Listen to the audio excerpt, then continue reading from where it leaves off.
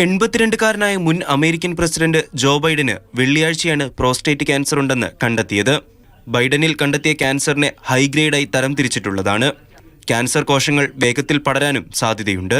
അസ്ഥികളിലേക്ക് cancer കോശങ്ങൾ പടർന്നത് രോഗത്തിന്റെ 4ാം ഘട്ടമാണെന്നും പൂർണ്ണമായ രോഗശമനം സാധ്യമല്ലെന്നും ആരോഗ്യ വിദഗ്ധർ.